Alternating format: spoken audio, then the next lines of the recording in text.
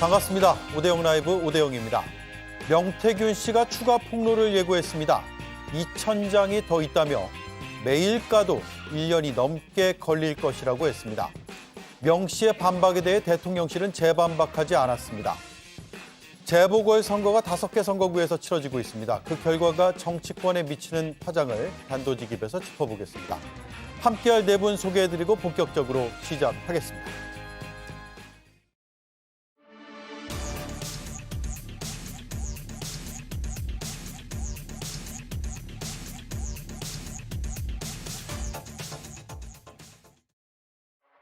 나는 그 김건희 오빠라는 사람을 처음 봤을 때 그 사람이 무슨 정치적인 내용을 몰라요.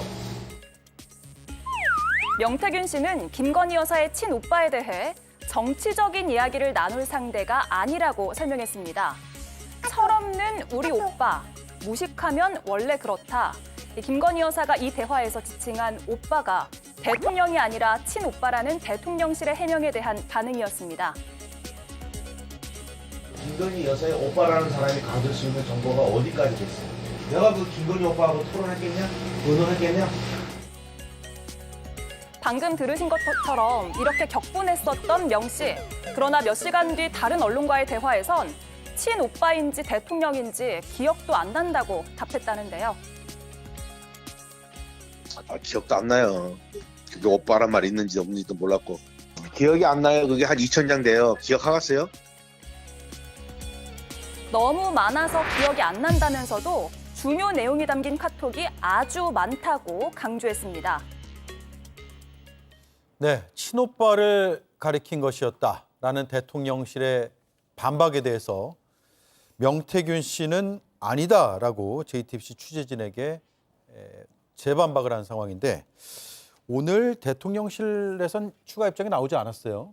맞습니다. 지금 뭐 별다른 입장을 내고 있지 않은데 명태균 씨 입장이 오락가락하고 있는데 일단 마지막에 어제 CBS 그 인터뷰에서 얘기를 한 것은 본인은 기억나지 않는다라고 하는 게 저는 명태균 씨가 그 문자를 공개한 게 포인트가 오빠냐 아니냐 거기에 있는 게 아니라는 거거든요. 그러니까 예. 김건희 여사가 본인에게 의지했다 그 내용을 전달하기 위해서 그 폭로를 한 거라고 보는데 그게 왜 중요하냐? 이 사건의 본질은 그래서 오빠냐 아니냐 이게 문제가 아니라 명태균이라는 사람이 그 김건희 여사 라인을 통해서 김영선 전 의원의 공천에 개입을 했는가 이것과 그리고 그 여론 조작을 통해서 윤석열 대통령의 당선을 도왔는가 이 두 가지의 본질이 있는 것이거든요. 그렇다면은 전 첫 번째 말씀드린 거 공천에 개입하기 위한 뭐 김건희 여사와의 라인이 구축되어 있는가 이 문자가 만약 사실이라면 이걸로 증명이 좀 되는 거죠. 김건희 여사가 그만큼 명태균 씨한테 의지했던 사이라는 것이 매우 중요한 것이고 그리고 지금까지 국민의힘 관계자들이 이 명태균 이슈에 대해서 뭔가 반응을 내놓을 때 항상 명태균은 전과자다. 허장성세가 강한 사람일 뿐이다. 저런 사람 정치권에 너무 많다. 이런 식으로 평가절하해 왔는데 그렇게 평가절하할수록 그렇게 평가절하한 사람이 김건희 여사가 의지했던 사람이라는 게 밝혀지는 거니까 오히려 김건희 여사를 공격하는 그 꼴이 되는 것이죠. 그리고 예. 만약에 친오빠일 경우는 친오빠가 대통령일 경우는 매우 심각한 문제가 되죠. 또 다른 본질로 가게 되는 겁니다. 지금 대통령실이 받고 있는 또 다른 의혹은 뭡니까? 사실 대통령 위에 V0가 있다. 김건희 여사가 V0로서 사실상 김건희 여사의 라인인 7인을 통해서 국정 운영을 쥐락펴락하고 있다는 의혹을 받고 있는데 그렇게 되면은 이 문자가 만약에 대통령일 경우 아 정말 대통령을 평소에 예전부터 무시해 왔구나. 평소에 자기보다 아래로 봐왔구나. 그렇기 때문에 다른 본질까지도 퍼질 수 있는 얘기이기 때문에 친오빠 아니냐는 이것도 중요한 게 또 볼 수는 있는 부분이 있습니다. 예, 오빠가 대통령이어도 문제, 아니어도 문제라는 게 지금 민주당의 입장이고 어쨌든 어제 딱 한 장의 카카오톡 메시지로 확인되는 건 첫 번째, 명태균 씨와 김건희 여사가 연락을 주고받았다. 그리고 두 번째, 그 이후에는 그랬는지 모르겠으나 그 당시에는 김 여사가 명태균 씨에게 상당히 의지하는 듯한 모습을 보였다. 이 두 가지는 확인이 된 것 같아요. 네, 근데 일단 지금 저 호칭을 두고 지금 약간 좀 진실 공방이 좀 벌어지고 있는 상황이지 않습니까? 네. 그 호칭이라는 게 어떤 자리에서 그리고 누구랑 있었느냐 또 대면이냐 비대면이냐에 따라서 좀 달라질 수도 전 있다고 봅니다. 그렇다 보니까 김건희 여사와 같이 계셨던 분들 사이에서도 호칭을 두고 지금 서로 상반된 얘기를 하고 있는 상황이라고 저는 생각을 하는데 일단 분명한 건 저 메신저에서 4인 간의 대화지 않습니까? 예. 그러면 저 진실을 알 수 있는 사람은 결국 메신저에 같이 있었던 분인데 저희는 아무래도 뭐 명태균 씨의 주장보다는 대통령실의 해명을 더 믿을 수밖에 없는 상황이라고 저는 생각을 합니다. 물론 대통령실의 해명에 대해서 납득하지 못하는 국민이 있다는 점은 저희도 충분히 인지하고 있습니다. 네. 대화의 당사자 2명 중에서 명태균 씨는 약간 입장이 언론 인터뷰마다 사뭇 다른 듯한 느낌을 주고 대통령실은 어쨌든 친오빠다라고 공식적인 입장을 나타냈기 때문에 그 공식 입장을 믿는 게 더 현재로서는 더 신뢰할 수 있는 답변이다라는 얘기네요. 전성균 의원님, 네. 여당 일각에서조차도 지금 황당하다는 입장이 나오고 있습니다.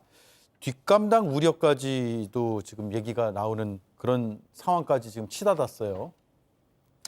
일단은 해명 자체가 국민께서 납득하기 굉장히 어려울 것 같습니다. 왜냐하면 이것은 누가 봐도 오빠는 윤석열 대통령이라고 하기에 너무나도 당연하다고 보이고 문자 캡처본을 보시면은 사실 이 시점이 중요한데 이준석 의원님을 지칭하는 그거를 봤을 때 2가지 시점으로 유추해 볼 수 있습니다. 첫 번째는 입당하기 전, 두 번째는 본 후보가 된 시점. 만약에 입당 전이라고 생각해 봤을 때 입당도 하기도 전에 그 배우자의 오빠가 이렇게 나섰다고 보면 대통령이 됐을 때는 대통령실에서 비선 실세를 하고 있지 않을까라는 우려가 있고, 만약에 본 후보 시점이라면 사실 작은 선거도 배우자나 또 배우자의 가족들이 선거에 전면에서 나서기 쉽지 않은데 예. 왜냐하면 관계자들도 있고 당직자들도 있고 또 친윤계도 있지 않습니까? 근데 대통령 선거입니다. 대통령 선거에서 이렇게 친오빠가 나섰을 정도면 국민의힘 여당 당직자와 국회의원들을 바보로 만드는 것이다라고 생각하고, 친오빠가 명확했다면 대통령실에 이렇게 해명하는 것이 아니고 좀 더 디테일하고 방식이 달랐어야 된다고 생각합니다. 예, 김보엽 의원님, 예. 지금 민주당 김민석 최고위원의 경우에는 이게 대통령이라고 하면 바보가 되고 친오빠라고 하면 국정농단이 된다 이렇게 얘기하고 있거든요. 예. 조국 혁신당의 입장은 뭐예요? 저는 어제 참 재밌는 댓글을 봤습니다. 이 기사에 딸린 댓글이었는데 어떤 내용이었냐면, 아니 그 오빠가 친오빠라면 윤석열이 김건희 친오빠였어? 대박. 뭐 이런 식의 댓글이 달린 거예요. 예. 이건 뭐냐면 막장 드라마에 빗대서 막장 드라마보다 더 막장 같은 현실을 조롱을 하는 거죠. 우리 국민들 중에 용산 대통령실의 저 해명을 믿고 그거는 정말 그 오빠가 친오빠였겠구나라고 믿는 사람은 아무도 없을 겁니다. 그렇기 때문에 친오빠일 경우에 어떻고 대통령일 경우에 어떻다 이렇게 얘기하는 것 자체가 저는 그닥 의미가 없다고 보고요. 이 전에 명태균 씨 관련해서 해명 중에 보면 대통령은 뭐뭐라고 기억한다 이런 식의 해명이 있지 않았습니까? 네. 그때는 그나마 윤 대통령에게는 이게 어떻게 된 겁니까? 몇 번 만났습니까? 이런 거라도 물어보고 대통령실이 입장을 내놓는 것 같은데, 김건희 씨한테는 아무것도 물어보지도 못하는 것 같아요. 그러니까 대충 급하니까 아무렇게나 해명을 던져놓고 뒷감당이 안 되는 상황이다. 저는 이렇게 봅니다. 네. 자, 지금까지 상황도 상당히 혼란스럽고 국민 다수가 편하지는 않게 느끼실 것 같아요. 그런데 문제는 앞으로입니다. 앞으로 추가 폭로가 나올 것이냐, 어떤 내용이 나올 것이냐에 따라서 전국에 상당한 파장을 미칠 것으로 보이는데, 명태균 씨는 어제 JTBC 뉴스룸 보도 인터뷰에서 추가 폭로를 예고했습니다. 들어보시죠. 내가 그 문자 메시지부터 해서 그 다음에 사진, 그 다음에 녹취 순서대로 나 쫙 가줄게. 자, 그리고 오늘 오전 CBS 라디오 김현정의 뉴스쇼에서 공개한 대화 내용에서도 어제 공개한 것은 에피타이저도 아니다라고 목소리를 높이기도 했습니다. 들어보겠습니다. 대통령실에서 사기꾼이라 하니 사적 통화를 하면 그럼 공적 통화 대통령 한 걸 까야 되겠네. 체리 따봉 쫙 해갖고 내가 뭐 했는지 진짜 차고 중요한 것만 까도 한 200장 이상 넘을 건데 계속 나오면 한 2000장 돼요. 우리 집 여사하고 주고받은 문자는 에피타이저도 아니에요. 그거 10배 100배도 넘어요. 사회 파장이. 그 사람들은 아무것도 몰라요. 그러니까 건들지 말라고 하는 거예요. 건들지 마라. 잘 모르면 여사 대통령 가서 물어보고, 예. 건드려야 될지 건드리지 말아야 될지 알아야 될 거 아니에요.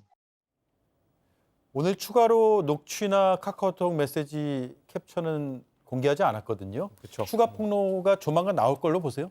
글쎄요, 명태균 씨가 그렇게 얘기했거든요. 김재원 최고위원이 방송에 또 나오면 또 추가로 깔 것이다. 네. 이렇게 얘기했거든요. 그런데 그러자마자 김재원 최고위원이 지금 방송에 갑자기 안 나오고 있는데 지금 오늘 이 스케줄이 없어서 안 나오는 건지 명태균 씨의 저 말을 듣고 안 나온 건지는 솔직히 알 수 없습니다. 근데 예. 추후에 또 나와서 명태균 씨를 공격하게 되면 아마 공개를 하겠죠. 사실 명태균 씨가 지금까지 언론과는 다양하게 인터뷰를 다 했지만 대통령 아니면 윤석열 김건희 여사와 주고받은 문자를 공개한 건 지금 처음 아닙니까? 그러니까 이게 영리를 건드린 건데 그 김재원 최고위원이 이 사람 감옥에 가야 될 사람이다. 철창에 들어간 개가 될 것이다. 이 발언에 바로 반응을 한 겁니다. 지금 네. 명태균 씨가 가장 두려워하는 것은 본인에 대한 사법적 처분 이런 것이거든요. 그렇기 때문에 계속해서 메시지를 던지고 있는 겁니다. 나를 사법적으로 보호해주지 않으면 나를 사법적으로 처벌하려고 한다면 나는 언제든지 갖고 있는 정보들을 다 공개할 것이다. 라는 사실상 대통령실에 보내는 전 메시지라고 봅니다. 윤석열 대통령과 김건희 여사에게 보내고 있는 메시지라고 보는데요. 사실 저는 뭐 관련된 사람들이 지금 명태균 씨를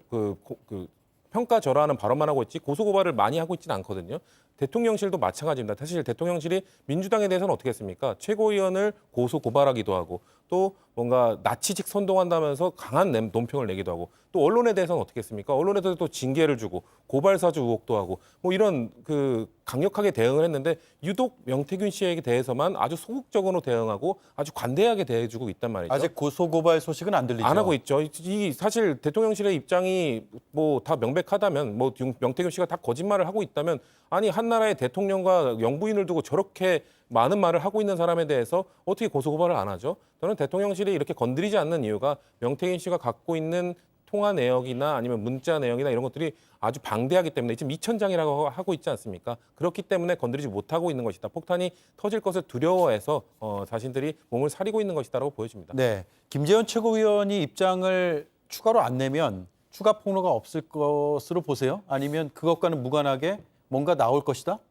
일단 앞으로 명태균 씨 관련돼 가지고는 방송이나 이런 데서 많이 계속 언론에서 계속 주목을 받기 때문에 다뤄질 수밖에 저는 없다고 생각을 합니다. 그렇게 되다 보면 명태균 씨가 자신의 입장을 또 밝힐 수밖에 없는 상황이 돼서 저는 뭐 추가 입장을 계속 낼 거라고 예상을 합니다. 특히 명태균 씨가 보면 지금 얘기하는 것 중에서 체리 따봉을 언급하지 않습니까? 이 체리 따봉이라는 게 사실 이미 널리 알려져서 대통령과의 친분 가시용으로 널리 알려져 있는 상황이지 않습니까? 그런 걸 은근슬쩍 흘리면서 본인의 지금 약간 과시하는 모습을 보이고 있는 상황입니다. 결국에는 뭐 앞으로 사법 절차가 어떻게 될지 모르겠지만 거기에 따라서 명태균 씨는 또 다른 입장을 낼 거라고 예상을 하는데요.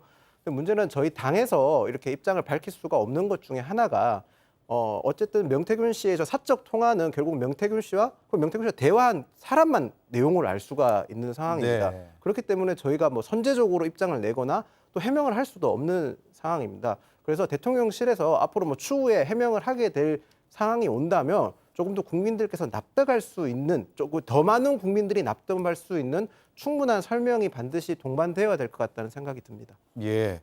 자, 그러면 어떻게 해요, 김보엽 위원님? 지금 명태균 씨 입만 쳐다보고 있을 수도 없고 저도 오늘 페이스북을 몇 번 들어갔다 나왔다 했거든요. 예. 계속 기다려야 됩니까? 이 정치권이 계속 한 사람의 입에 너무 의존해서 휘둘리는 거 아니에요? 그러니까 이럴 때 좀 억울하긴 합니다. 정치권에 막 들어온 조국 혁신당 입장에서는 정치권이 다 이 모양이냐 싸잡아서 욕먹을 때는 좀 억울하기도 한데요. 네. 제가 역대로 취재할 때부터 지금까지 쭉 살펴보면 주로 한 사람에 의해 휘둘리고 좌지우지되고 해서 그런 게 국정농단으로 이어지는 참사, 사건, 사고는 대체로 국민의힘 계열에서 많이 일어납니다. 민주당 쪽에서는 별로 없었잖아요. 왜 그러냐면 그 정당의 권위주의적인 문화, 이게 강하면 한 사람에게 권력이 집중되고 그 한 사람 귀만 잡아채면 결국 뜻한 바를 이룰 수가 있어요. 예. 그게 예전에 최순실이었고 지금의 명태균이었고 저는 그렇게 봅니다. 또 권위주의가 강한 정당의 특징이 그 대표에게 쓴소리를 못 하잖아요. 진원, 고원, 직원 이런 거를 못 하기 때문에 한 사람에 의해서 더 많이 휘둘릴 수 있는 것 같은데요. 민주당 같은 경우에는 예전에 김대중 대통령이 총재 시절에도 동교동 측근들 물리쳐라 이러면서 젊은 의원들이 들이받고 그러면서 그분들이 나중에 성장하고 그러지 않았습니까? 예. 물론 그 사람들도 다 원로가 되고 이미 은퇴한 분들도 있지만, 근데 상대적으로 국민의힘 계열에서는 그런 정풍운동 이런 문화가 적고 한 사람에 의해서 휘둘리는 경우가 좀 많았다. 권위주의적인 정당 문화 개혁해야 된다. 그렇게 봅니다. 그런 문화하에서 이런 일들이 벌어지고 있다라는 예. 건데 잠깐만 반론을 좀 들어야겠는데요. 한나라당 시절에 뭐 소장파도 있었고 뭐 직원을 전혀 안 하는 또 당의 문화는 아니었잖아요. 이게 그렇죠. 정풍 운동이 저희가 있었고, 그리고 저도 뭐 이명박 청와대 근무했었는데 그때 이명박 대통령께서 밑에 참모진들, 젊은 참모진들이나 밑에 의견들 많이 수용하셨습니다. 뭐 밖에서 그렇게 평가하시는 거에 대해서까지 제가 논평을 할 수는 없는 것 같은데요.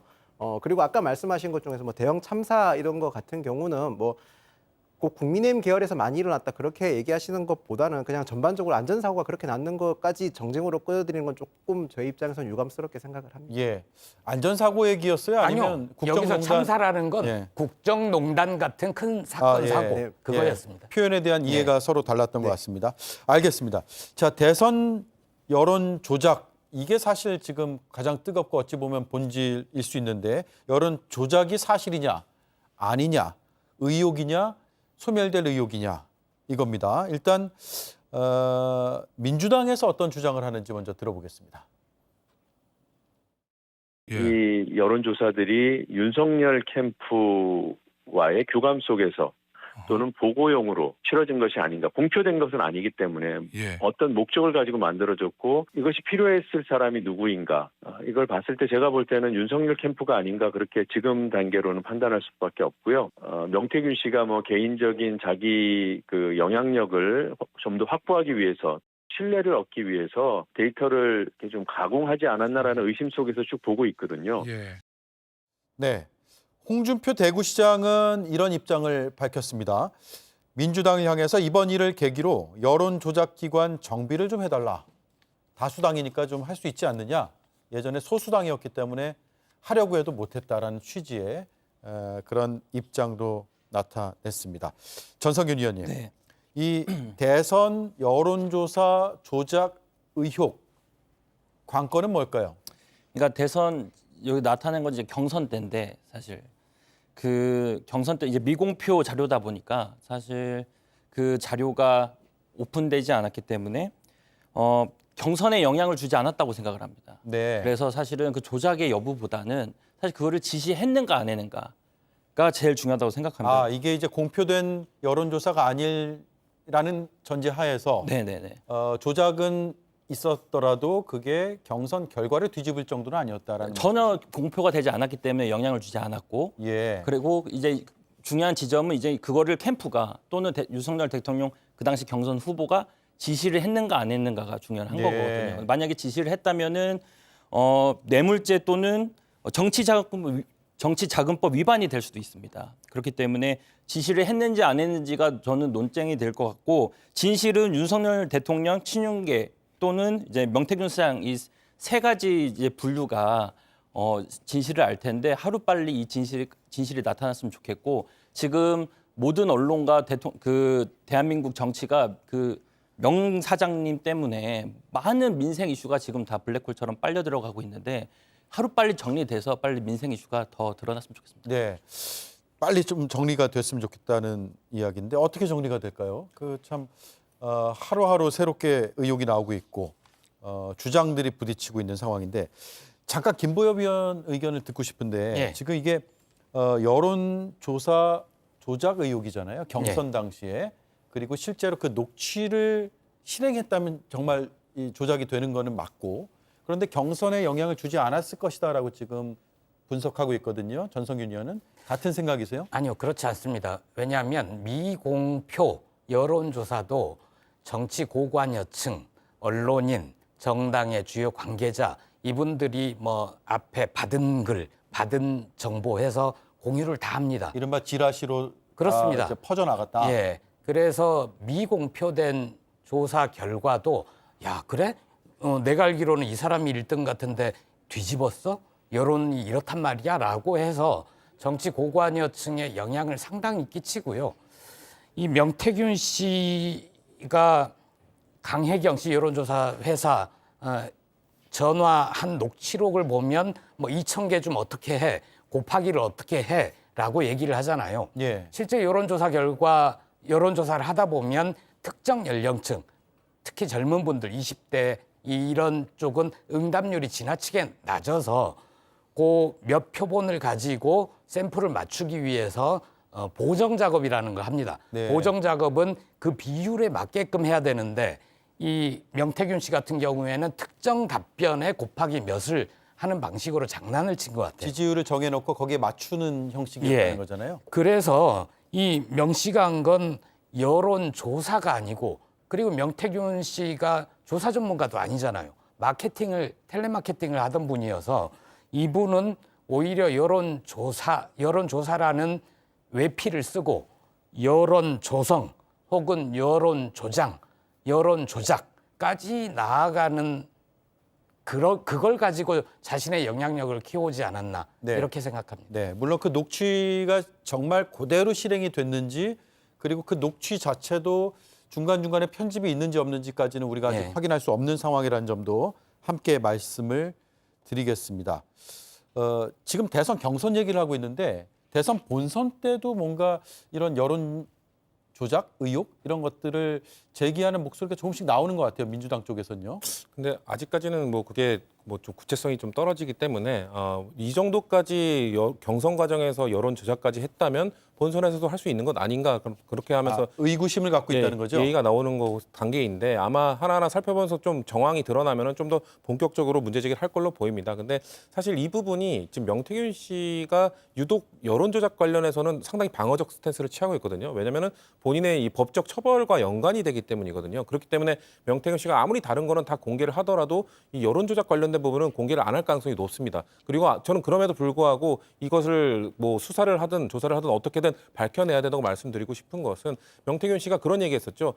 나 조사하고 나 건드리면 한 달 안에 하야해야 할 텐데, 이 발언 자체가 아마도 대통령과 본인은 그 여론조사와 관련된 이게 조작일지 조사일지 알 수 없으나 그것을 내가 다 공개하게 되면은 이거 버틸 수 있겠냐라는 메시지로 들리거든요. 예. 그렇기 때문에 그런 차원에서 지금 명태균 씨가 이거를 쥐고 아마도 놓지 않으려고 할 것이다. 하지만 지금 그럼에도 불구하고 지금 명태균 씨에 대한 고소고발이 몇 건은 이루어졌습니다. 특히 지금 이종배 국민의힘 소속 서울시의원이 대통령의 입당 과정에 영향력을 행사했다는 명태균 씨의 발언은 이건 허위 사실이다라고 하면서 고소를 했는데, 그러면은 그거를 방어하기 위해서 아마 명태균 씨의 핸드폰이나 이런 것들이 증거 자료로 제출이 되겠죠. 그러면 그 안에 명태균 씨가 아무리 핸드폰을 많이 바꿨다고 해도 지금 우리가 말하고 있는 여론 조작과 관련된 혹시 의혹을 증빙할 수 있는 증거들이 나오게 된다면, 그렇게 된다면 이제 사건이 달라질 수 있죠. 그렇기 때문에 명태균 씨가 아무리 방어적으로 나오고 본인의 범죄 사실을 좀 덮으려고 한다 하더라도 다른 건으로 인해서 수사를 받다가 분명 그런 증거들이 나올 가능성이 있다라는 말씀드리고,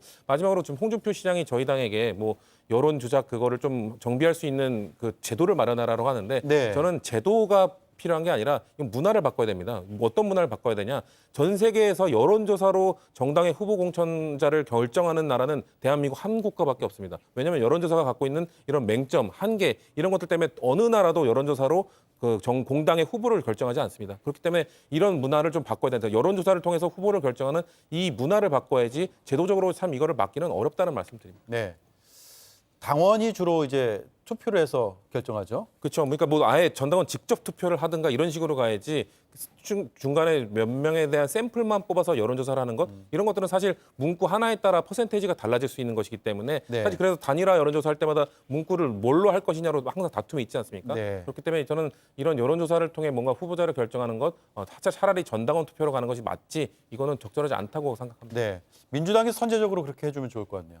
그건 저 당에서 이런 얘기를 자주 하고 있긴 한데 예. 워낙 이 여론조사를 통한 시스템이 고착화돼 있어서 바꾸기 쉽지 않은 상황입니다. 네. 그럼에도 바꿀 필요성은 있다. 예. 네.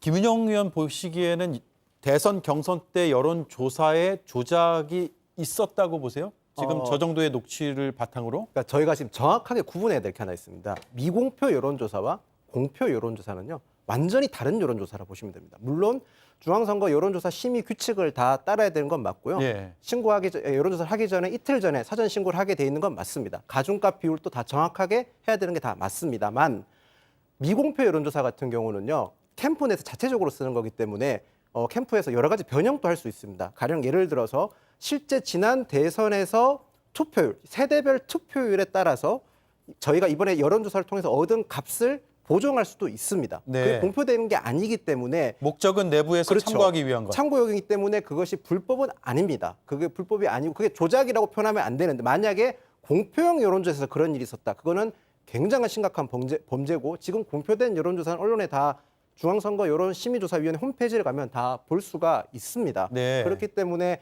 지금 혼돈해서 보면 안 되는 게 사실 전 민주당에서 약간 이번 의혹 제기하는 부분 중에서 가장 문제라기보다는 약간 잘못되고 있는 점이 분명히 이 미공표 여론조사와 공표 여론조사의 차이점을 아실 겁니다. 그럼에도 불구하고 약간 혼재돼서 쓰시는 경향이 있거든요. 그리고 홍준표 시장님 같은 경우도 저렇게 말씀하시는 게 납득은 가지만 지금 여론조사상 뒤집어졌다라고 얘기하는 게 보면 ARS 조사와 전화 면접 조사는 전혀 다른 조사라고 봐야 됩니다. 결과치가 서로 다르게 나오는데 ARS 면접 조사와 전화 면접 조사를 동일한 선상에 두고 마치 수치가 차이가 나는 걸 두고 조작이 있었다 이렇게 설명하는 건 네. 저는 굉장히 좀 이게 추세 확인하기 위해서 하는 거잖아요. 그렇죠. 저도 아까 성치훈 대변인님 말씀에 100% 공감하는 게 여론조사는 절대로 투표처럼 사용에 대해서는 저는 안 된다고 저도 동일하게 생각을 합니다. 저도 제가 사회조사 분석사 자격증을 따면서 확실히 알게 됐는데 절대로 여론조사는 투표가 아님에도 불구하고 우리나라 정치에 너무 고착화되는 점은 충분히 문제가 있다고 생각하고 아까 그리고 마지막으로 김보엽 대변인께서 지적하신 대로 저희 당의 개혁 정풍운동, 개혁이 부족하다는 점에서 저희도 충분히 공감이 있기 때문에 이번 명태균 씨 사건과 전혀 관련이 없는 한동훈 대표께서 저희 지도부에서 성역 없이 모든 부분에 있어서 당무감사를 지시했고 그 지시에 따라서 조만간 아주 범위 없는 막강한 권한을 가진 당무감사가 실시될 점이라는 점을 말씀드리겠습니다. 네, 알겠습니다. 잘 들었고요. 답변 중에 자격증 보유도 깨알 홍보를 해주셨습니다. 자, 네 분 말씀 잘 들었습니다. 고맙습니다.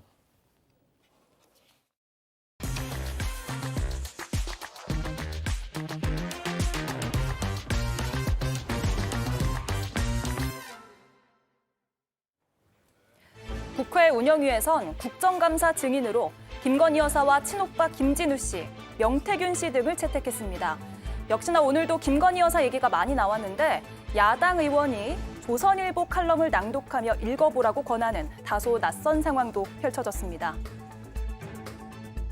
오늘 조선일보의 조선 칼럼 제목이 뭔지 아십니까? 제목 나라인가 아내인가. 윤석열 대통령은 나라와 아내 어느 하나를 선택해야 한다. 시간이 얼마 없다. 지금 정신 차리고 김건희 여사 문제 제대로 털고 가지 않으면은 정권 무너지는 거 순식간이라고 하는 내용의 칼럼입니다. 읽어보세요. 재보궐 선거일인 오늘 윤석열 대통령도 투표에 참여를 했습니다. 서울 용산구의 한 투표소를 방문해 서울시 교육감 보선 투표에 한 표를 행사한 건데요. 대통령실에 따르면 윤 대통령은 선거 사무원들에게 수고가 많으시다. 투표하러 많이 오셨는가라고 물은 뒤 투표에 참여했다고 전했습니다. 대통령 부인은 동석하지 않았습니다. 네, 지금도 진행되고 있는 재보궐선거 투표율 확인해 보겠습니다. 5시 기준 서울시 교육감 선거의 투표율은 19%, 부산 금정 41.4%, 인천 강화는 54.2%, 전남 곡성은 62.1%를 기록하고 있습니다. 야 3당이 치열한 경쟁을 펼쳤던 영광 군수선거의 경우에는 역대 재보궐선거 사상 가장 높은 투표율을 기록할 걸로 예상됩니다. 5시 기준 투표율 66.7%입니다. 선거는 오늘 저녁 8시까지 진행이 되고 당선자 윤곽은 자정쯤 나올 걸로 예상됩니다.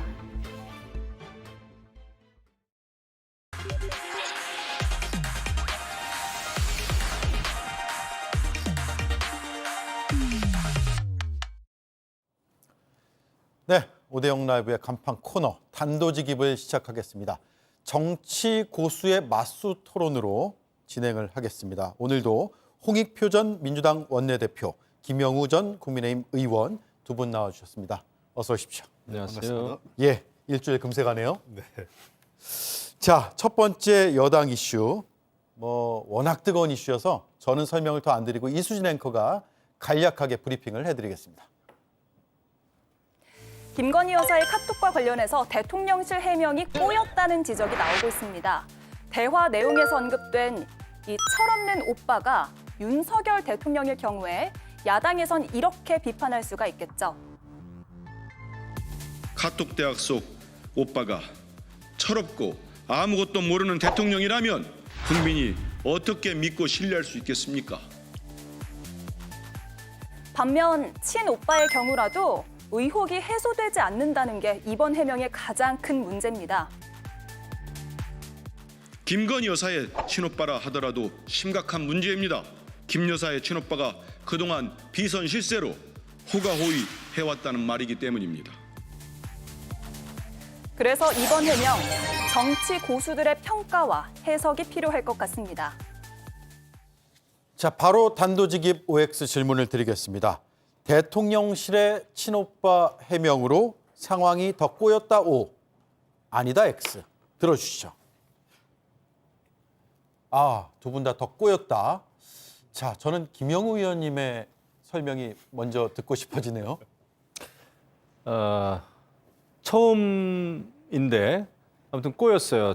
그러니까 첫 단추를 잘못 꼈다는 거죠. 그러니까 앞으로는 잘해야 되겠죠.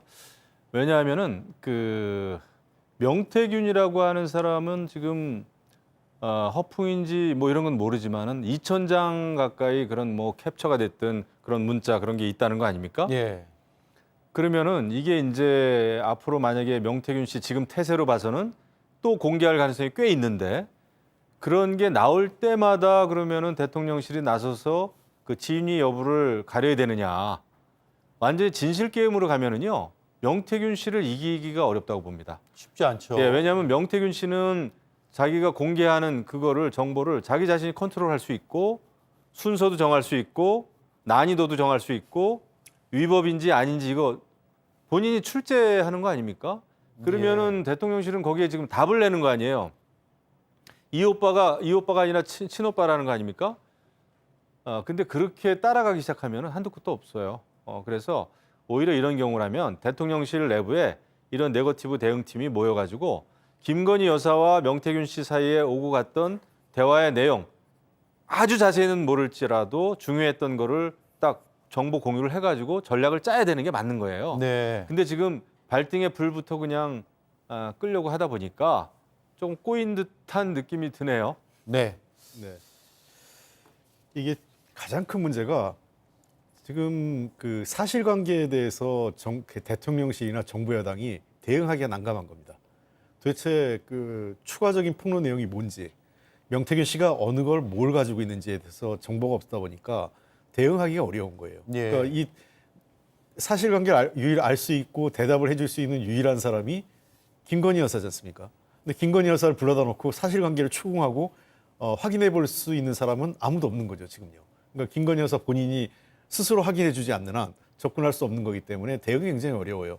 이런 일들이 벌어졌을 때 보통 이 정권이나 또는 정치권에서 정당이나 정권에서 이 어떤 문제가 벌어지고 그걸 수습할 때에는 가장 중요한 게 정확한 사실관계. 그러니까 허위로 했다가 나중에 그 허위인 게 드러나면 아주 나쁜 그 방향으로 갑니다. 그리고 두 번째는 그 정확한 사실관계를 국민에게 얘기했다면 두 번째는 진정성 있게 사과해야 되는 이 두 가지가 따라가야만 문제가 수습이 되는데 지금 자체로 봐서는 걱정스러운 건 대통령실도 그렇고 정부 여당이 사실관계 파악 자체가 안 되는 것 같아요. 그러다 보니까 명태균 씨의 입만 바라보고 있는 거죠. 또는 명태균 씨가 언론에다 뭘 얘기하고 뭐를 터뜨리는지 그러면 그거에 대해서 대응을 해야 되는지 말아야 되는지 그러니까 현재로서의 모든 이 정치 상황에 대한 주도권을 명태균 씨가 갖고 있는 상황이 돼버린 겁니다. 네, 저 김영우 의원님 말씀 중에 궁금한 게 생겨가지고 아까 네거티브 대응팀이 모여서 이걸 검증하고 나서 해야 된다고 하셨는데 그러면 어제는 무대응으로 하는 게 나았을 것이다라고 생각하시는 거예요? 차라리 나았겠죠. 차라리. 예, 지금 이제 오빠 논쟁이 돼버렸잖아요. 굳이 그런 식으로 대응을 했어야 되나? 그러면 이제 아마 모르겠습니다. 오빠라는 명칭을 뭐 김건희 여사가 직접 쓰고 있는지는 모르지만 이제 거기에 사람들의 온갖 시선, 이목이 집중되게 돼 있잖아요. 그러면 정말 또 명태균 씨는 그 엇비슷한 거를 또 찾아서 낼 수도 있고 그러면 또 논쟁이 돼야 되는 것이고 지금 그야말로 중차대한 시기인데 오늘 또 이제 재보궐선거도 치러지는 날이었죠. 이렇게 중요한 시기에 이 오빠 논쟁을 벌여야 되냐 말이죠. 그 명태균 씨에 그렇게 말려 들어가야 되냐 말이죠. 그래서 저는 이거 굉장히 잘못된 대응이다. 네. 과거에도요. 사실 윤석열 대통령은 그 후보 시절이 워낙 짧고 준비 기간이 그랬는데 예전에는 그 대선팀에 있어 보면은 후보를 앉혀놓고요. 예상되는 여러 가지 그 네거티브, 정말 그 아픈 거 물어보기도 힘들고 대답하기도 힘든 일까지 사사콜콜 다 그 질문지 내가지고 받았습니다. 네. 그래가지고 그 대응팀이 이걸 어떻게 해야 되나, 이거 언론 대응은 어떻게 해야 되고 이미 밝혀지지 않은 것도 말이죠. 그렇게 세밀히 해도 선거가 되면은 막 터지거든요. 근데 지금은 명태균 씨 벌써 문자 나온 게 벌써 여러 날이 됐잖아요. 그러면 예상할 수가 있었는데 어제 그 대응은 너무 즉자적이에요. 네. 지금 여당에서 여러 이제 엇갈린 반응들이 나오고 있거든요. 이른바 친윤에서는 대통령실 해명이 맞다. 친오빠라고 믿으면 된다라는 입장이 나오고 있고 반면 친한 쪽에서는 설득력이 있냐. 국민들이 이거 납득할 수 있냐. 황당한 해명이다. 뒷감당 어떻게 하려고 하느냐. 이런 얘기까지 나오고 있습니다. 어느 쪽을 국민들은 더 손을 들어준다고 생각하세요? 그 제가 여러 차례 방송에서 자주 쓰는 말이 정치권에서 제일 무서운 게 사실관계보다 그렇다고 인식되는 게 더 중요합니다. 네. 그러니까 지금 이 김건희 여사 그다음에 윤석열 대통령의 관계가 또는 그동안 보여줬던 여러 가지 행태가 김건희 여사가 도리어 대통령보다 위에 있는 거 아니야? 또 실제로 김건희 여사가 이런 식의 그 말투가 평소에도 할 수 있는 것 아니야라고 인식되고 있는 거예요. 사실관계를 떠나서 사실관계 뭐가 맞는지는 모르겠습니다. 저도 뭐 제가 직접 그 카톡을 주고받은 당사자가 아니기 때문에. 네. 그런데 그럴 사람 아니야라고 인식되는 건가 충분히 그럴 수 있어라는 건 다르죠. 예를 들면 이미 그 전에 그 대선 당시에 그 대선 그 캠페인 당시에 김건희 여사 녹취록이 한번 공개된 적이 있었잖아요. 그때도 윤석열 대통령을 굉장히 좀 우스꽝스럽게 뭐 제가 차마 입에 담긴 좀 그런데 표현한 게 있어요. 그런 연속성의 맥락에서 보면 이 내용도 윤석열 대통령이라고 해도 충분히 그럴 수 있어 이렇게 얘기할 수 있어라는 게 형성되는 그 인식되어지는 거예요. 거기에 문제가 있는 거죠. 지금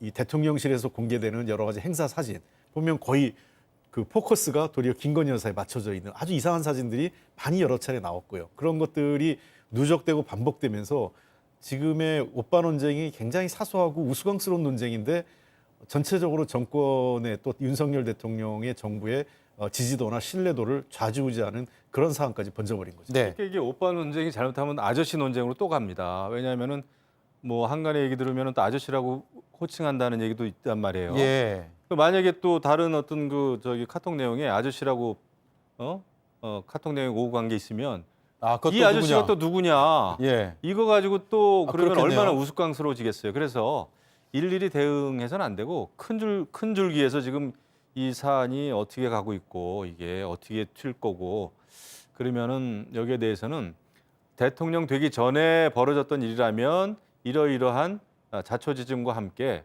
부적절한 게 있으면 이러이러한 게 있었다. 그렇게 하는 게 오히려 선제적인 대응이 될 겁니다. 그렇지 않으면 이거 호미로 막을 거 가래로 못 막을 수도 있어요. 네. 그래서 이어지는 질문입니다. 앞서 이제 네거티브 팀 얘기도 하셨고요. 대응팀. 그런데 그런 팀이 있는가도 궁금하고 대통령실의 이런 위기 대응 기능이 거의 마비된 거 아니냐 이런 비판하시는 분들도 있더라고요. 이 사안을 보고 대통령실의 대응 기능이 마비된 것으로 보인다. O. 아직까지 그런 건 아니다. X. X, O. O 먼저 듣겠습니다. 예. 그 아까 김용원도 먼저 말씀하셨지만 이 사과는 종합적이고 진정성 있게 한 번에 그 끝낼 수 있는 게 최선이에요. 근데 그 대통령실이 보면 어제 내용은 김건희 여사와 관련된 내용이 나오니까 빛의 속도로 반응을 보였습니다. 네. 그 전에 사실은 그 명태균 씨 반응에 대해서 일일이 사기꾼 같은 사람한테 일일이 반응하지 않겠다고 했다가 김건희 여사 카톡 나오니까 뭐 한두 시간 만에 그 반응을 보였거든요. 맞아요. 예, 그러니까 이거 굉장히 이례적인 거예요. 그래서 이 대통령실의 정무적 판단이 다른 데에서는 뭐 그래도 작동이 되는지 모르겠지만 김건희 여사와 관련된 문제, 김건희 여사 앞에만 가면 대통령실 정무적 기능은 거의 제로 상태, 없는 상태가 되는 거 아니에요 이렇게 보이고요. 실제로 저는 이 단초를 우리가 좀 유심히 봐야 되는 게 정권 출범하고 한 서너 달 만에 대통령실의 참모들이 대거 없어진 그렇게 교체된 적이 있었습니다. 예. 그 전에 들어왔던 분은 되게 당직자나 국회의원, 국민의힘 국회의원 보좌관 출신들이 많이 들어갔어요. 근데 그 사람들이 여의도하고 그 대통령실의 내용을 여의도에 흘린다고 해서 대거 그 사람들이 쫓겨나고 그 자리를 코바나 콘텐츠에 있었던 사람이라든지 또는 검찰 출신 인사, 즉 김건희 여사와 윤석열 대통령과 여러 가지 사적으로 관련 인사들이 대거 밀고 들어갑니다. 물론 그 전에도 있었지만 더 들어간 거죠. 그러면서 저희가 보기에는 검증되지 않은 인사들이 대통령실에 들어갔고, 그리고 실제로 인사나 어떤 정무적 결정에 영부인이 너무 좌지우지하는 그런 현상들이 나타나는 것 아니냐. 그 부작용이 지금의 명태균 씨 그 사건으로 표면화됐다 이렇게 보입니다. 네, 그래서 대응 기능이 거의 마비된 거나 다름없다. 네, 특히 김건희 여사와 관련된 문제는 김건희 여사와 같습니다. 관련해서. 제가 정확한 상황을 알기는 어렵죠. 하지만 이제 예전 같으면은 이런 상황이 벌어지면은 이제 정무수석실, 민정수석실, 또 법률비서관이라든지 또 수행팀, 그다음에 이 일이 벌어졌던 그 시점이 이제 대선 경선 과정이면 그때 캠프에 이제 상황실장이라든지 이런 사람들이 모여가지고 이제 그 아주 최고의 에이스들, 그다음에 가장 잘 알고 있을 만한 사람들이 모여가지고 법률적인 대응은 이렇게 하고 언론 대응은 이렇게 하고 홍보는 어떻게 하고 아니면 상대방은 어떻게 또 설득을 하든 뭘 하든 연락은 누가 한번 취해보고 이게 이제 딱 그 전략이 짜져야 됩니다. 네. 그렇지 않고 그 오빠가 아니다라는 쪽으로 이제 이게 나오면 우스꽝스러워지는 거예요. 코미디로 가는 거고 그러면은 왜 친오빠하고 명태균 씨는 무슨 관계고 입당 여부를 결정할 때 그러면 친오빠가 어떤 역할을 했고 그 친오빠는 그것만 했겠느냐? 예? 입당 여부만 얘기를 했겠느냐? 뭐 다른 거 이렇게 막 나와요. 그러면 이거 정말 주워 담을 수도 없거든요. 그래서 대응이 조금 성급하지 않았나 싶은데 그렇다고 해서 지금 완전히 뭐 마비됐다 저는 그렇게 보고 싶지는 않고요. 지금이라도 정말 그 최고의 엘리트들이 가 있어야 되는 곳이 사실은 용산입니다. 대통령실이에요. 네. 근데 그거에 대해서 지금 이제 많은 분들이 의구심을 가지고 있는데 위기 의식을 좀 위기라고 하는 인식을 가지고 철저히 대비해야 된다. 이거 위기죠. 이거 그냥 해프닝이 아니죠. 엄청난 위기죠. 해프닝이 아니죠. 지금 오늘 선거인데도 완전히 모든 이슈가 그냥 명태균 블랙홀로 다 빨려 들어갔잖아요. 오늘 끝납니까? 이거 이제 그 선거 결과를 놓고 명태균 이 사건이 가져온 또 그 어떤 여파 누구 때문에 또 선거가 이 모양이 됐다 책임 공방으로 가면 그게 이제 여권 내 분열로 가는 것이고 예. 용산이 잘했네, 당이 잘했네, 잘못했네 이러면 그게 이제 어려워지는 거거든요. 그래서 이거는 빨리 그 마무리해야 되는데 선거 이후에 당 대표하고 대통령께서 독대입니까, 뭐 면담입니까 하기로 했다고 하니 이 문제를 반드시 포함시켜 가지고 해결책을 찾아 나가야죠. 네, 독대에서 해결책 들고 와야 된다. 제가 한 가지만 여기 덧붙이면요. 예. 과거 이런 일들이 어느 정권에 있을 수 있어요. 꼭 똑같은 사안이라도 정권 이제 대통령실을 둘러싼 논란. 그러면은 그 언론 대응을 위해서 당의 그 핵심 인사하고 대통령의 핵심 인사가 만나서 입장을 조율합니다. 그래서 하나의 목소리를 만들고 그러면 당은 누가 대응하고 예를 들면 당에서는 뭐 이건 수석 대변인이 한다. 그러면 대통령실에서는 뭐 정무수석이 한다. 그렇게 결정을 하고 나면 두 사람 간에 긴밀하게 연락을 하면서 대통령실은 대통령실대로 당은 당대로 하는데 둘이 최소한 목소리를 맞추거든요. 근데 그런 것도 잘 안 되는 것 같아요. 네. 그리고 제가 딱 추측입니다. 제 생각입니다. 김건희 여사에 대해서 제일 잘 알고 있는 여당, 여권 내 정치인이 누굴까요? 김건희 여사에 대해서요. 네. 저는 한동훈 대표라고 봐요. 예. 수십 년 동안 지켜봤고 그래서 어느 정도 열쇠를 만들 수 있다고 봅니다. 이 문제. 그래서 대통령과의 독대가 그렇게 필요했던 거고 아무도 얘기할 수 없는 것도 저는 한동훈 대표라면은 얘기 꺼낼 수 있다고 봐요. 왜냐하면 지금 이거 벌어지고 있는 일이 한두 사람의 운명에 운명이 걸린 문제가 아니라 집권 여당 전체, 대한민국의 어떤 향방에 대해서도 큰 영향력을 줄 수 있는 매우 중요한 문제이기 때문에 한동훈 대표 대통령께서는 솔직하게 얘기를 해야 네. 답이 나온다. 예, 알겠습니다. 그런데 이 문제도 이제 독대에서 거론을 해야 되느냐 마느냐 가지고 여러 이야기가 있고 대통령실에서 반박도 나오고 이런 상황이에요. 바로 한남동 7인회인데 대통령실 참모진이 아니라 김건희 여사의 일종의 비선 아니냐라는 의구심이 지금 언론 보도를 통해서 나오고 있고 7명의 명단까지 지금 돌고 있단 말이에요.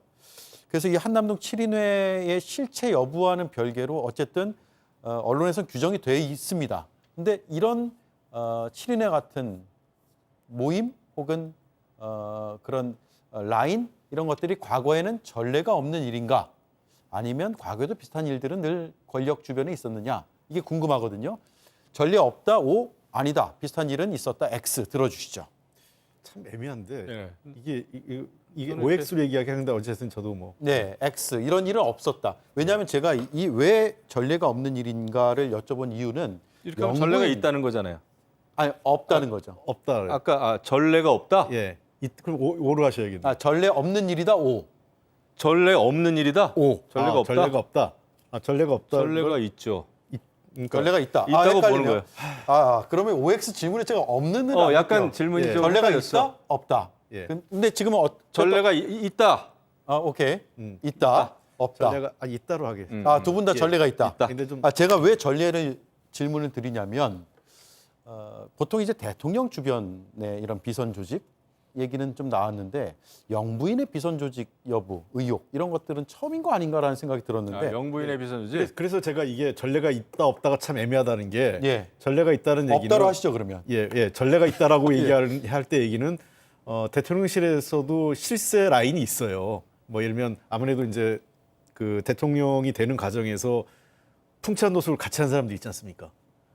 그런 분들이 그 직급에 비해서 영향력이 좀 세죠. 뭐 직급은 예를 들면 뭐 수석 비서관이 아니라 비서관이고 네. 선임 행정관인데 사실상 이제 정부 부처에서 공무원 출신의 비서관이나 수석 비서관이 그분들의 의견을 듣거나 무시하지 않는 이런 경우가 종종 있습니다. 그런 경우에도 근데 제가 전례가 없다라고 하는 두 가지 이유는 하나는 그러니까 영부인이 이렇게 라인을 만든 경우는 그동안 없었고요. 물론 한두 명 정도 신임하는 경우 있어도 이렇게 전체적으로 비서실 전체를 좌지우지하는 것처럼 외부에 알려지는 건 처음 있는 일이고 두 번째는 이해가 안 되는 거는 지난번에 이 박영선 국무총리설이 있었어요. 양정철 비서실장설이. 네. 그때 좀 황당했던 거는 정진석 비서실장이 아니라고 했는데 지금의 논란이 되는 소위 한남동 7인회 중에 몇몇 사람들이 언론들 만나서 그거 검토했고 사실이야 이렇게 얘기하는 거죠. 예. 그러니까 자기 최소한 비서실장이 정리했으면 그걸로 끝내고 싸우더라도 안에서 뭐 티격태격해야 되는데 언론에다 대고 대놓고 얘기하고 그런 사람들이 아무런 징계나 또는 백악관이래요. 대통령실에서 쫓겨나거나 이러지도 않고 네. 그대로 그 자리를 유지하는 것은 전례가 없는 일이죠. 네. 제가 볼 때는 이제 예전에는 뭐 사실 뭐 박근혜 정부 때는 뭐 그럴 리가 없고요. 혼자 계셨고 독신이셨고 그다음에 좀 활동적이었다고 하는 영부인들은 더러 있었죠. 그런 영부인들이 그런데 뭐 친목계 형태로 이렇게 가까운 지인들을 주기적으로 만나고 이런 거는 있을 수는 있어요. 예. 근데 이제 모여서 무슨 일을 했느냐가 중요한 거 아니겠습니까? 뭐 인사에 개입을 한다든지 누구를 총리로 추천한다든지 예. 이제 뭐 이런 일까지는 없었다고 저는 생각을 하고 다만 지금 한남동 모르겠어요. 저는 뭐 동대문 베이스라 한남동에 대해서는 관심이 없는데 그런 모임이 있는지 없는지는 저로서는 알 수는 없는데 한간에 이제 주로 그 김건희 여사와 가까운 사람들 행정관 뭐 비서관들이 있다. 뭐 수행도 했었고 또 홍보도 했었고 의전도 담당했었고 이런 얘기는 사실 제가 볼 때 다 알고 있다고 봐요. 이 여의도 바닥에서는 어떻게 보면. 근데 이제 어떤 일을 했는지 이건 모르겠는데 이게 뭐 한남동 7회나다 이건 모르겠어요. 그건 누가 그냥 붙인 이름인지 뭐 네. 7명인지 뭐 이런 걸 어떻게 알겠습니까? 더 있을 수도 있죠. 다만 더 있을 수도 있고 더 없을 수도 있고 네. 역할이 다 다를 수도 있는데 아니면 그 7인회가 자기들이 하는 일을 더 잘하기 위해서 또 모였다. 이러면은 뭐 괜찮겠죠. 근데 이것이 이제 어떤 다른 역할이라면 문제가 있는데 모르는 거에 대해서 제가 많이 얘기하고 싶지는 않습니다. 다만 이런 소문이 있고 하니 그런 차원에서 한동훈 대표가 아마 인적 쇄신 얘기를 했을 거예요. 그렇기 때문에 저는 그런 차원에서 지금은 개혁을 만들어서도 해야 될 시기입니다. 지금 그거 실체가 없다. 용산 모두 다 대통령 사람이다. 대통령실의 사람 다 대통령 사람이죠. 대통령이 다 인사권 행사해서 채용하지 않았겠습니까? 그걸 모르는 게 아니잖아요. 그런 원론적인 얘기를 듣고 싶어서 질문을 한 게 아니잖아요. 그래서 저는 그 개혁을 해야 된다.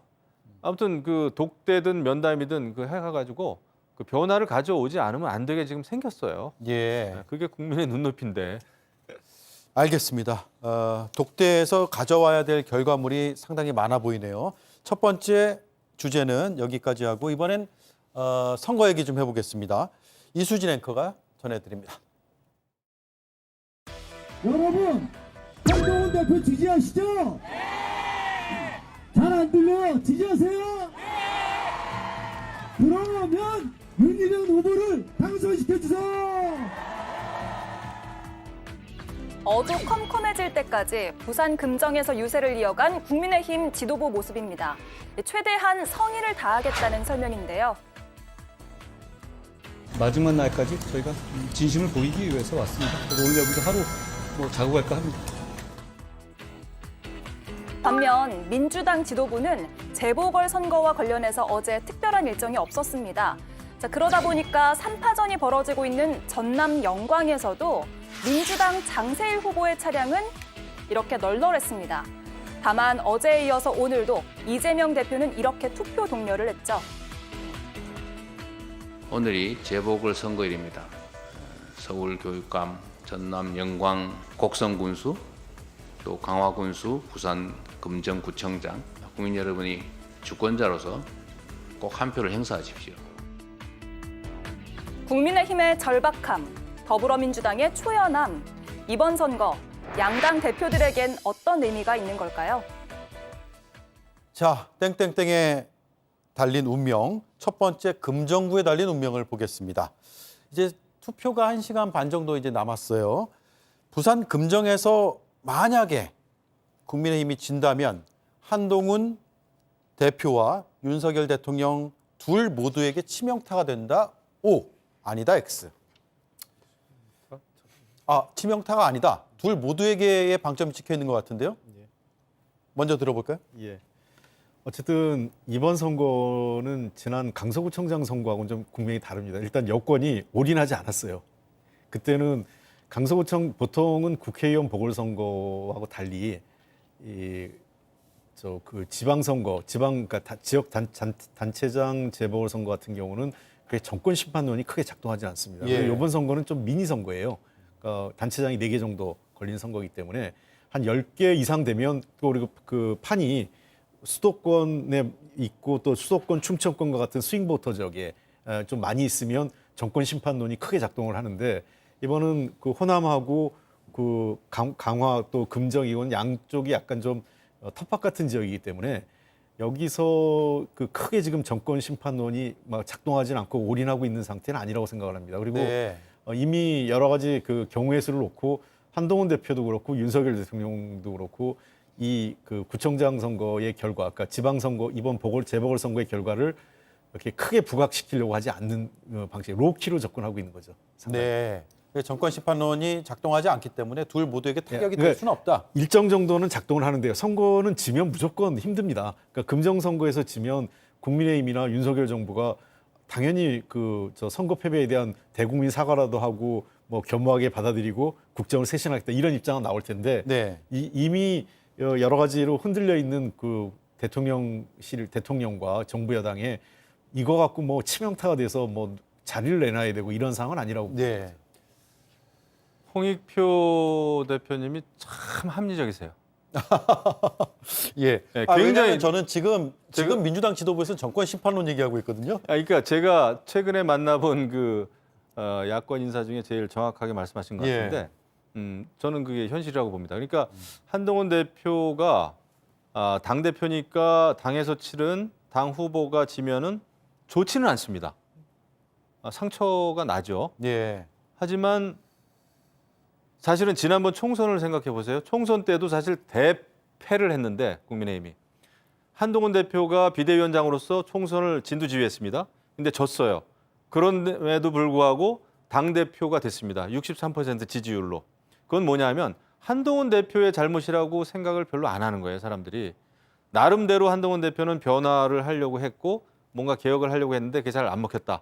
이런 어떤 판단이 있었단 말이에요. 네. 이번에도 한동훈 대표가 금정구에 가서 할 수 있는 일이 한계가 있었을 겁니다. 당대표로서 열심히 선거운동을 했지만 판세를 바꾸긴 어렵고 그래서 그걸 가지고 한동훈 대표를 아마 흠집을 내려고 하는 목소리는 분명히 있을 거예요. 또 책임 공방도 물밑에서 엄청 뜨거울 겁니다.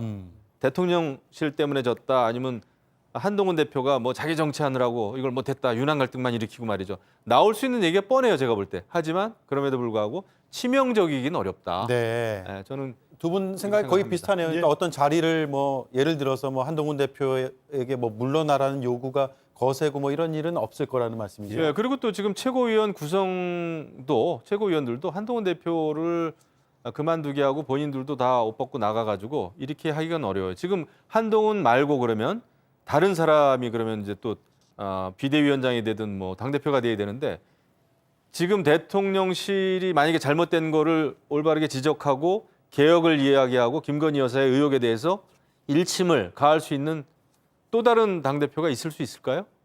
대안이 저는 없다. 대안이 없다고 봅니다. 예. 그러니까 선거에 지면 늘 그 정당의 대표는 타격을 받습니다. 타격이 없다는 건 아니지만 이걸 갖고 내부에서 비판도 있지만 아마 대표직을 물러나거나 또 뭐 윤석열 대통령이 대규모 인적 쇄신, 예를 들면 뭐 내각을 전면 바꾸거나 이럴 정도의 파장은 아마 내부에서 일어나지 않을 거예요. 물론 야당이나 그 언론에서는 그런 비판을 하겠죠. 정부 여당은 겸허하게 선거 결과 받아들이라 하고 사실상의 정권 심판이다 이런 주장을 저희들 할 겁니다. 해야 되고요. 네. 그런데 아마 결과론적으로는 실질적인 치명적인 영향은 주지 않을 거다 이렇게 보는 거죠. 네. 자, 마지막 OX예요. 전남 영광으로 가겠습니다. 영광은 민주당이 지면 그러니까 진보당이나 조국혁신당에서 당선자가 나오면 이재명 대표에게 치명적이다 O, 아니다 X. 좀 애매한데. 네, 치명적이다. 먼저 듣겠습니다. 한동훈 대표가 금정구에서 졌을 때 받을 그런 어떤 상처, 영향보다는 클 겁니다. 만약에 영광에서 졌지면. 왜냐하면은 지금 이재명 대표는 당내 장악력이 워낙 있는 상황에서 조국당하고의 경쟁에서 지는 거거든요. 조국혁신당하고.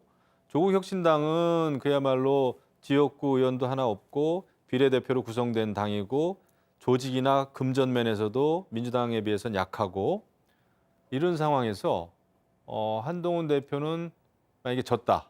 그리고 여태까지 어쨌거나 호남 지역 전체가 민주당이 사실 텃밭이었잖아요. 영광 그 지역은 조금 다르다. 뭐 이런 어떤 그 평가도 있긴 하지만 그랬을 때 상처기는 날 거다. 이재명 대표요. 예, 이쪽 한동훈 대표보다 상처기는 날 거다. 그리고 그 어떤 내후년에 있을 지방선거까지 걱정이 될 겁니다.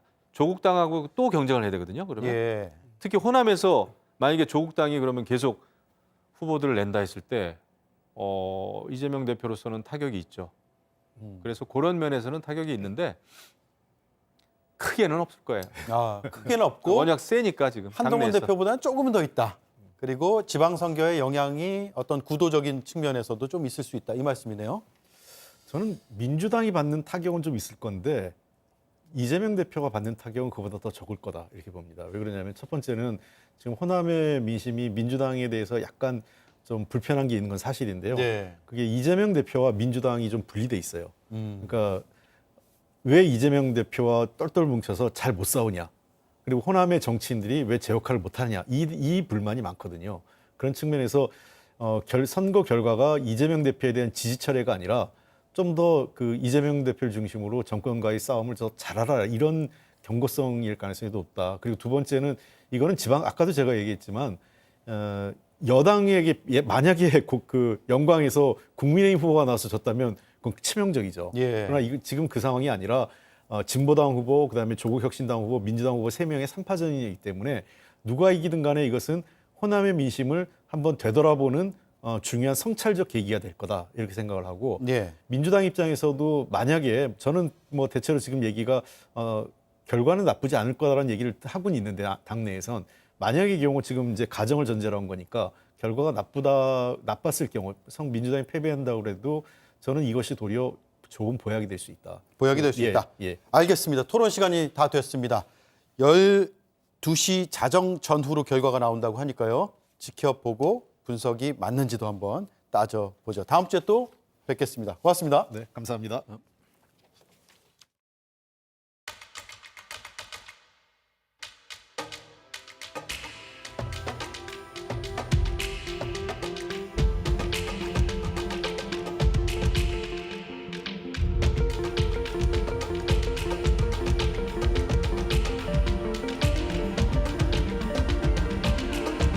바레니아 향기를 머금은 피부 에르메스. 다 소화할 수 있냐고요? 다제스니까. 단백질 끝. 탄수화물 소화 싹. 지방 한 번에 딱. 빈틈없는 3단 맞춤 소화 다 됐어. 다제스 한림제약. 맛있는 물 어디서 왔는지도 중요하지만 주장 말고 결과를 믿자. 몽베스트. 상 받은 물맛을 믿으세요. 테이스트 베스트.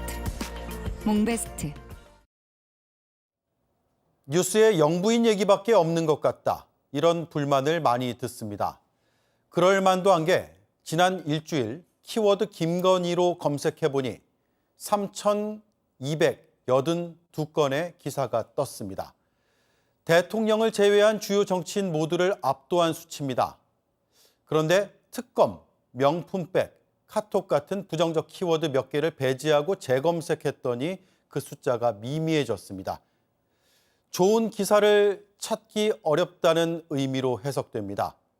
그리고 앞으로가 더 문제입니다. 처음 겪는 이 현실이 일상으로 굳어지고 점차 무뎌져 웬만한 소식은 놀랍지도 않게 되는 비정상의 일상화가 되는 건 아닌지 걱정, 또 걱정됩니다. 앵커 한마디였습니다.